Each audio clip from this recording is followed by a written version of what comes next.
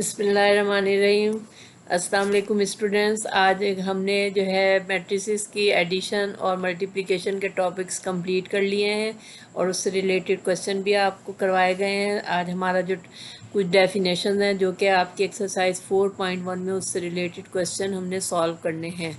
तो सबसे पहले आपका एक क्वेश्चन है कि a square matrix A for which A k plus one बराबर है A k being positive integer is called periodic. तो के आपका पॉजिटिव इसे किसकी डेफिनेशन है? पेरियोडिक की। कि एक स्क्वायर मैट्रिक्स ए और ए के प्लस वन बराबर है ए। इसका मतलब है कि अगर हमारे पास एक मैट्रिक्स है और हम उसको मल्टीप्लाई करते हैं ए स्क्वायर 2 दफ़ा और हमारा आंसर ए आ जाता है, तो इसका मतलब है कि वो उसका पेरियोडिक फंक्शन है। जैसे हम उसको क्यूब से मल्टीप्लाई करेंगे तो हमारे पास 2 दफ़ा मल्टीप्लाई करें तो हम कहेंगे कि ये इसका पीरियड है 2 टाइम्स। तो इसी तरह उसके बाद ये आपकी आइडेम्पोटेंट की डेफिनेशन है कि अगर के की वैल्यू हम 1 रखें तो ए स्क्वायर करने से दोबारा वही आंसर ए आ जाए, वही मैट्रिक्स ए आ जाए, तो हम कहेंगे कि वो मैट्रिक्स आइडेम्पोटेंट है। तो अब अगर आपसे पूछा जाए कि पेरियोडिक की डेफिनेशन क्या है और आइडेम्पोटेंट की डेफिनेशन क्या है, तो पेरियोडिक की डेफिनेशन तो ये है कि हम उस वक्त तक उसको मल्टीप्लाई करते जाएं जब तक कि आंसर जो है आपका ए ना आ जाए। अगर हम 1 दफ़ा 2 दफ़ा मल्टीप्लाई करेंगे, आंसर 2 दफ़ा करने से आ जाए, तो हम कहेंगे कि वो पेरियोडिक है हैविंग पीरियड 2। और अगर हम 3 दफ़ा करने से वो फंक्शन ए आए, दोबारा वही मैट्रिक्स ए आए, तो हम कहेंगे इस पेरियोडिक हैविंग पीरियड 3। तो ये आइडेम्पोटेंट की डेफिनेशन क्या है कि अगर हमारे पास एक मैट्रिक्स है और हम उसको 2 टाइम्स मल्टीप्लाई करें और आंसर ए आ जाए, तो वो आइडेम्पोटेंट मैट्रिक्स है। उसके बाद हमारे पास है कि नील पोटेंट की डेफिनेशन। नील पोटेंट जैसा कि इसके नाम से ही जाहिर है कि सारा मैट्रिक्स आपका 0 0 0, सारी एंट्रीज मैट्रिक्स की 0 0 हो जाए तो वो नील पोटेंट मैट्रिक्स कहलाएगा। तो square matrix A for which A P बराबर है ओ या 0 p being a positive integer is called a nilpotent if p is the least positive integer for which a p बराबर है 0 then a is said to be nilpotent of index p। यानी हम उस वक्त तक उसको a करें फिर a स्क्वायर करें, और अगर ए स्क्वायर से हमारा नीलपोटेंट मैट्रिक्स बन जाए, पूरी एंट्री 0 हो जाए, अगर ना बने तो हम दोबारा उसको ए से मल्टीप्लाई करें तो ए क्यूब आ जाएगा और आंसर आपका 0 0 हो जाए तो वो नीलपोटेंट मैट्रिक्स बन जाएगा।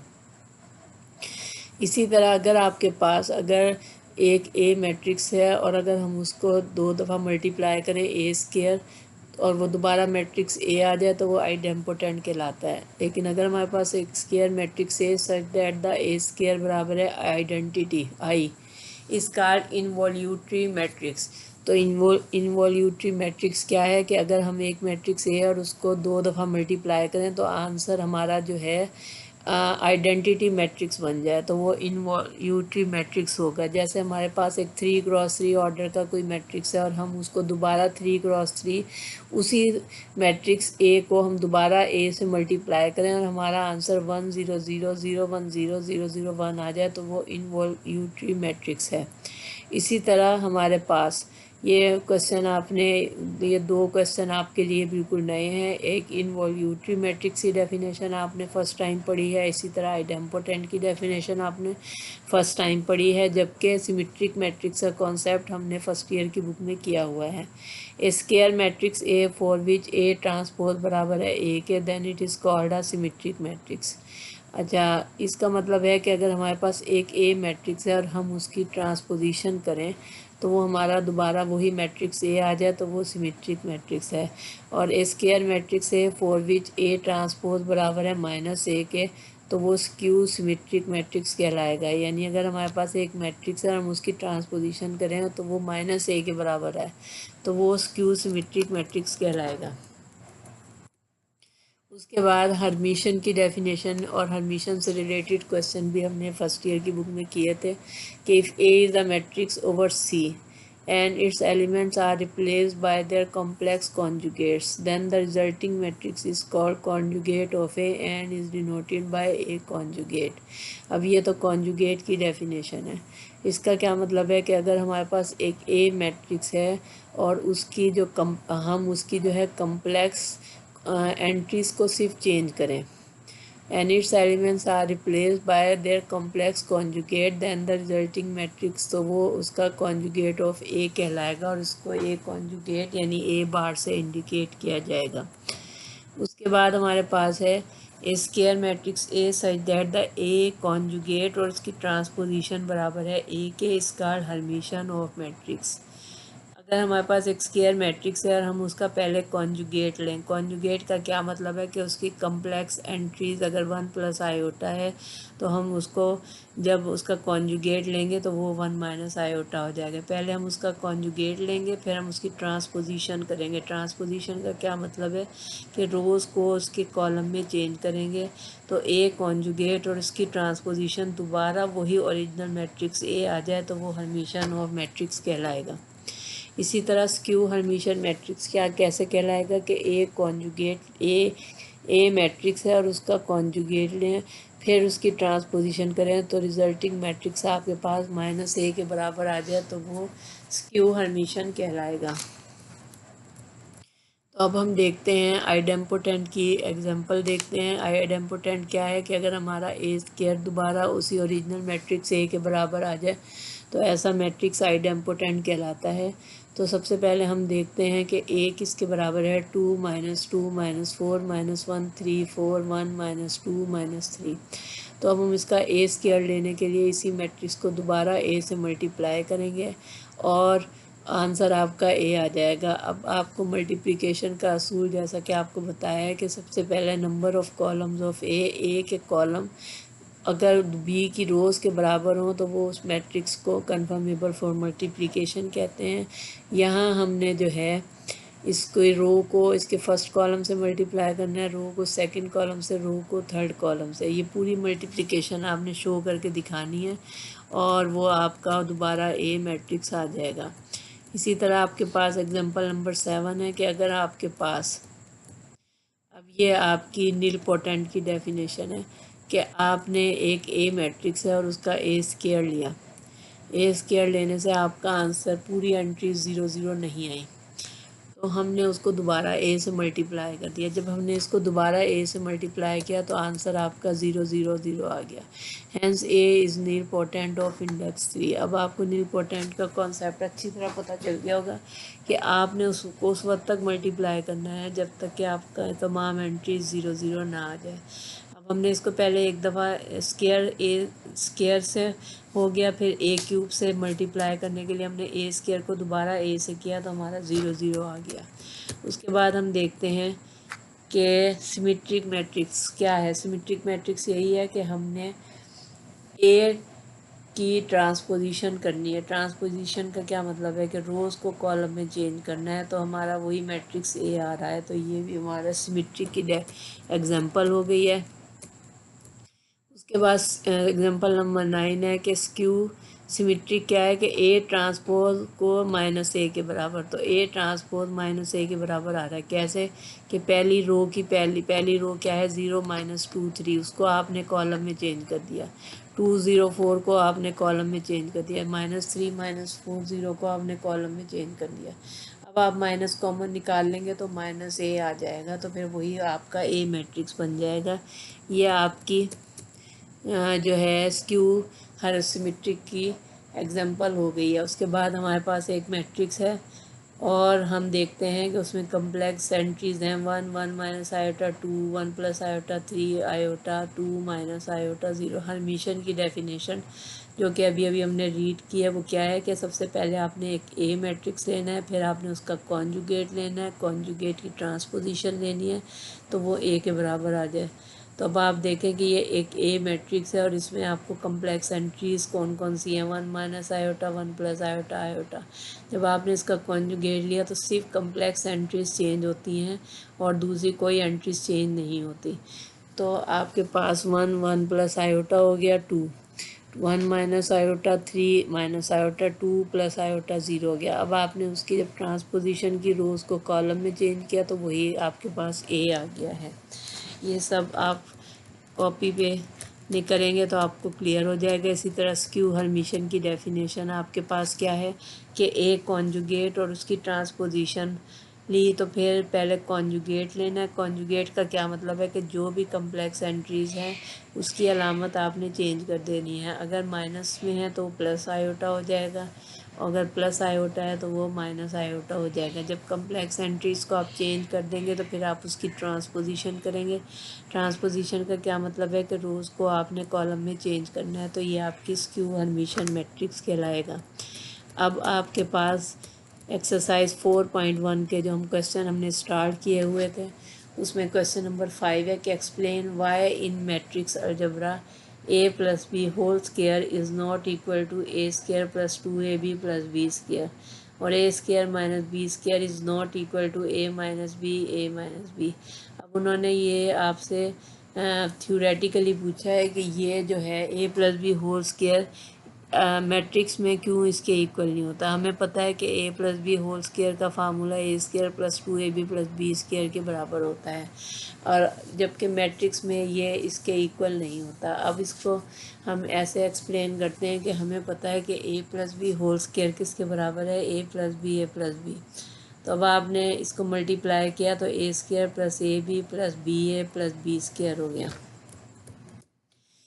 उसके बाद आपने हमें पता है कि अगर हम आम तौर पे हम देखें तो हमारे पास नंबर्स में जैसे 2 को 3 से मल्टीप्लाई करेंगे तो 6 आ जाएगा, 3 को 2 से मल्टीप्लाई करेंगे तो 6 आ जाएगा।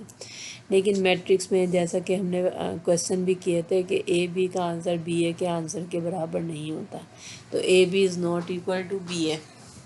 तो हम यहाँ ये जो है a square plus 2ab plus b square जो है इन जनरल हम रीज़न बताएंगे कि a b is not equal to b है, क्योंकि मैट्रिक्स में पॉसिबल नहीं है कि ए बी जो है बी ए के इक्वल नहीं होता। इसी तरह आपके पास नेक्स्ट है कि a square minus b square किसके बराबर होता है, ए प्लस बी और ए माइनस बी। हमें पता है कि जब हम इसको मल्टीप्लाई करेंगे तो a square minus a b plus b a minus b square minus a b plus b a से कैंसिल हो गया, तो हमारे पास क्या बचा, a square minus b square. But in matrices it is not possible कि ए बी का आंसर बी ए के बराबर है, तो a b is not equal to b a. इसके बाद हमारे पास जो क्वेश्चन नंबर 6 है वो ये है कि अगर आपके पास एक ए मैट्रिक्स है और हमने ये शो करना है कि a square minus 4a plus 5i बराबर है 0 के। ए स्क्वायर का क्या मतलब है कि आपने ए को ए से मल्टीप्लाई करना है, और माइनस 4a का क्या मतलब है कि ए को आपने पहले 4 से मल्टीप्लाई करना है। 5i का क्या मतलब है, आई मैट्रिक्स आइडेंटिटी मैट्रिक्स को शो करता है, जिसका मतलब है कि 1 0 0 0 1 0 0 0 1। फिर आपने उस आइडेंटिटी मैट्रिक्स को 5 से मल्टीप्लाई करके इन तीनों को आपने ए स्क्वायर को माइनस 4a प्लस 5a को सॉल्व करना है। तो सबसे पहले हमने ए स्क्वायर लिखा है। ए स्क्वायर आपको 3x3 ऑर्डर का मैट्रिक्स नज़र आ रहा है, तो 3x3 ऑर्डर का मैट्रिक्स के मुताबिक हम जब इसे सॉल्व करेंगे तो पहली मल्टीप्लिकेशन की पहली शर्त यही है कि number of columns of A is equal to the number of rows of B.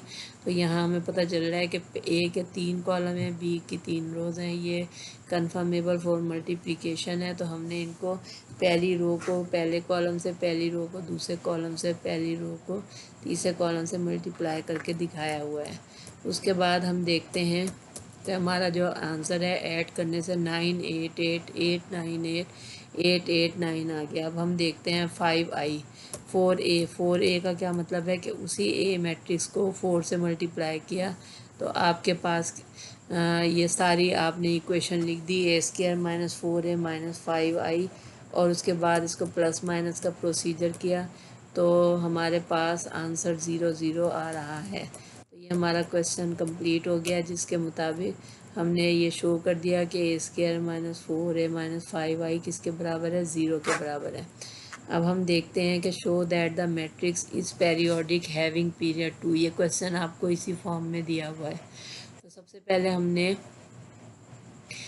हमने एक एग्जांपल ए स्क्वायर हमने निकाला, हमने देखा कि ये आंसर दोबारा ए के बराबर नहीं आ रहा है, तो हमने इसको दोबारा ए से मल्टीप्लाई कर दिया। जब हमने इसको दोबारा ए से मल्टीप्लाई किया तो हमने देखा कि इसका आंसर ए के बराबर आ गया है। अब ये सारी मल्टीप्लिकेशन आपको दिखाई गई है, जिसके तहत ये हमारा मैट्रिक्स वही मैट्रिक्स आ जाता है। देखें 1 -2 -6 -3 2 9 2 2 0 -3, यानी इस मैट्रिक्स को उस वक्त तक मल्टीप्लाई करें जब तक कि यही मैट्रिक्स दोबारा ना आ जाए। पहले हमने ए को ए से मल्टीप्लाई करके दिखाया, फिर हमने ए स्क्वायर को ए से मल्टीप्लाई किया। तो अब हम लिखेंगे कि इसकी डेफिनेशन क्या है कि एस के ए के प्लस 1 बराबर है ए के। तो हमने कितनी दफ़ा मल्टीप्लाई किया? 2 दफ़ा मल्टीप्लाई किया। तो के की जगह हम क्या लिखेंगे? 2 + 1 यानी 3 हो जाएगा। तो सो के इस पेरियोडिक ऑफ पीरियड 2, इसका पीरियड क्या है? 2 है। अब हम देखते हैं कि क्वेश्चन नंबर 6 हमारा कंप्लीट हो गया है। क्वेश्चन नंबर 7 जो कि अभी आपको कराया है। Question number 8, show that the matrix is nilpotent. Nilpotent के लिए आपने इसको उस वक्त तक मल्टीप्लाई करना है कि जब तक हमारा आंसर 0 0 ना आ जाए। तो हमने इसी मैट्रिक्स ए को ए से मल्टीप्लाई किया तो हमारा आंसर 0 0 आ गया है। उसके बाद नेक्स्ट है इनवॉल्यूटरी मैट्रिक्स। जैसा कि हमने इसकी एग्जांपल भी की थी कि सबसे पहले हम इस मैट्रिक्स का नाम ए रख देंगे। जब हमने इस मैट्रिक्स का नाम ए रख दिया तो हमारे पास ये है कि हमारे पास जो है हमने इसको ए से मल्टीप्लाई किया तो हमारा आंसर अगर आइडेंटिटी के बराबर आ जाए तो इसका मतलब है कि वो इनवॉल्यूटरी मैट्रिक्स है। और आइडेंटिटी किसके बराबर होता है? 1 0 0 0 1 0 0 0 1। तो अब हमारे ये 9 क्वेश्चन कंप्लीट हो गए हैं, जिसमें सारा प्रोसीजर आपका मल्टीप्लिकेशन है जिसके तहत हमने करना है और इन डेफिनेशन के मुताबिक हमने इनको सॉल्व किया है। तो पहली डेफिनेशन जो हम पढ़ रहे थे वो हमारी डेफिनेशन मैं दोबारा रिवाइज कर रही हूँ कि हमारे पास इनवॉल्यूटरी मैट्रिक्स क्या है कि इफ़ ए स्क्वायर बराबर है आइडेंटिटी के then it is called involutory matrix. इसी तरह अगर आपके पास आइडेम्पोटेंट मैट्रिक्स क्या होता है कि अगर आपके पास एक ए मैट्रिक्स है और आपको दोबारा ए से मल्टीप्लाई करें तो वो आइडेम्पोटेंट मैट्रिक्स कहलाएगा। और इसी तरह आपके पास a square matrix is called symmetric if A transpose बराबर है ए के then it is called a symmetric matrix. If A transpose बराबर है -a के then it is called a skew symmetric matrix.